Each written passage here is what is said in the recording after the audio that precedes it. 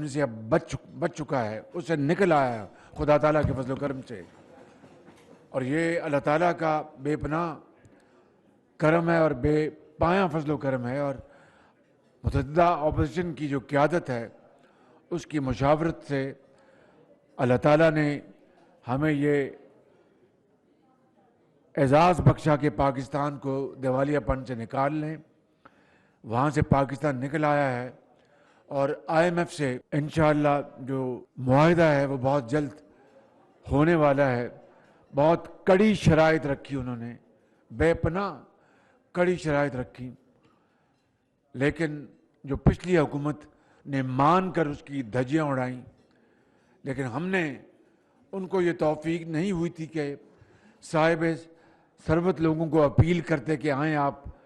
غریب آدمی کا بوجھ اٹھائیں۔ خدا کے فضل و کرم سے اس متعددہ حکومت کو اللہ تعالیٰ نے یہ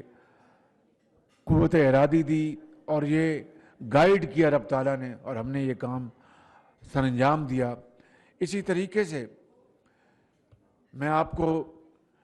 یہ بتانا چاہتا ہوں کہ ہم نے اس ملک کے اندر خوردنی تیل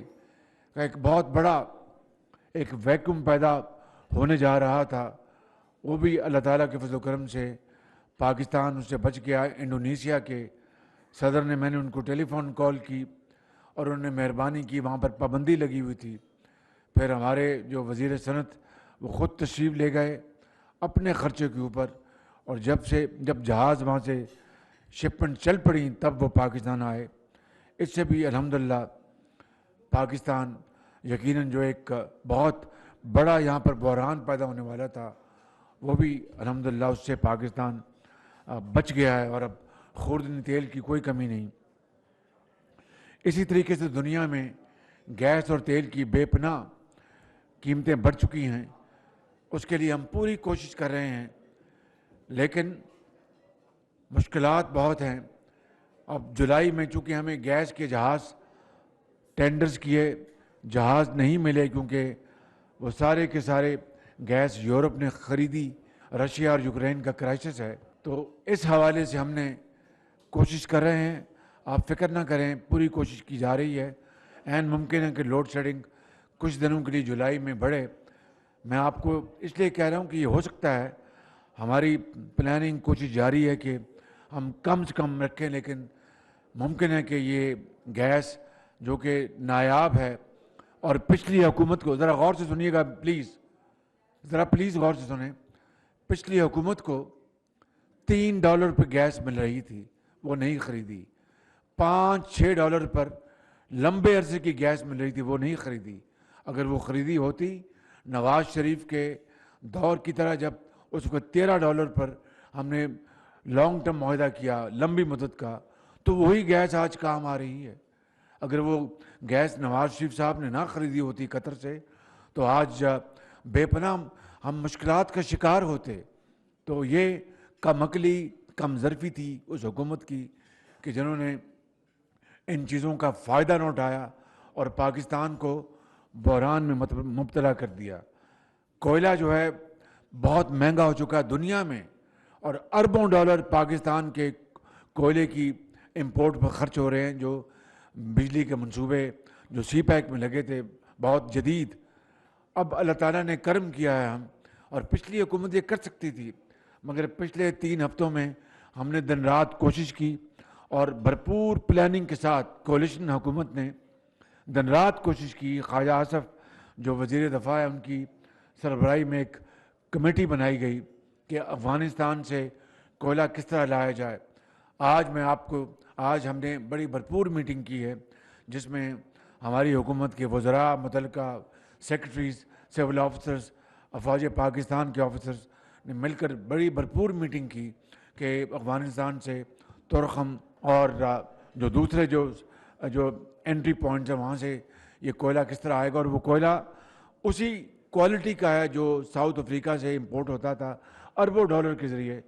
تو وہ کوئلہ اب انشاءاللہ اس کا انتظام کیا ہے، ٹرانسپورٹ کا، ٹرکوں کے ذریعے، ریلوے کے ذریعے۔ یہ پچھلے 3 ہفتے جب آئی ایم ایف سے ہم کشتی لڑ رہے تھے، یہاں پر کوئلے کے لیے بھی کشتی کی جا رہی تھی، اور آج ہم نے ایک ٹھوس فیصلے کیے ہیں جولائی سے انشاءاللہ افغانستان سے کوئلہ آہستہ آہستہ آنا شروع ہو جائے گا، اور اس طرح پاکستان کے سالانہ $2 ارب بچیں گے، $2 ارب الحمدللہ، $2 ارب بچیں گے، اور یہ کوئلہ آئے گا، اور ہم روپوں میں یہ کوئلہ خریدیں گے، روپے ڈالر خرچ نہیں ہوگا، اور جو کوئلہ باہر سے آتا تھا اس سے آدھی قیمت پر ہوگا، اور اسی ایفیشنسی کا، جس سے کہ بجلی انشاءاللہ پیدا ہوگی ان بڑے منصوبوں میں۔ اسی طرح زراعت کے حوالے سے یہ خوردنی تیل جو ہے $4 ارب کا ہم سالانہ امپورٹ کرتے ہیں۔ اگر ہم پاکستان میں ہم سن فلاور، کنولا اور وہ ہم پیدا کریں گے انشاءاللہ، تو اس سے جو امپورٹڈ جو آئل جو ہم کرتے ہیں اس سے بچت ہوگی، اور ملک کے اندر یہ ہم پیدا کریں گے۔ اس کے لیے زرعی بھائیوں کو، جو کسان بھائیوں کو ہم ترغیب دیں گے، انسینٹو دیں گے انشاءاللہ۔ اسی طریقے سے ہم کپاس اور گندم کے حوالے سے بھی ہم انشاءاللہ ہم پوری طرح ہم کوشش کریں گے کہ اس کی پیداوار بڑھائی جائے، جس سے کہ ہماری معیشت جو ہے وہ بحال ہوگی، توانا ہوگی۔ یہ کوئی آسان کام نہیں ہے، بہت مشکل مراحل ہیں، لیکن اللہ تعالیٰ نے چاہا تو ہم مل کر ہم نہ صرف اس کا مقابلہ کر رہے ہیں، بلکہ ان مسائل کو، مشکلات کو حل کر کے ہم انشاءاللہ اللہ نے چاہا تو خوشحالی کی طرف قدم بڑھائیں گے، جس میں وقت لگے گا، لیکن شرط یہ ہے کہ ہم دن رات محنت کریں، جس کے لیے کوئی کسر نہیں چھوڑی جا رہی۔ مل کر انشاءاللہ یہ اقدامات، یہ پاکستان کے لیے اللہ تعالیٰ اس میں کرم فرمائے گا۔ مجھے کوئی اس میں شک نہیں کہ اللہ تعالیٰ کی نصرت سے ہم ان مشکلات سے ہم ضرور انشاءاللہ آزاد ہوں گے اور کامیاب ہوں گے۔ شرط یہ ہے کہ ہم کام پر ڈٹ جائیں،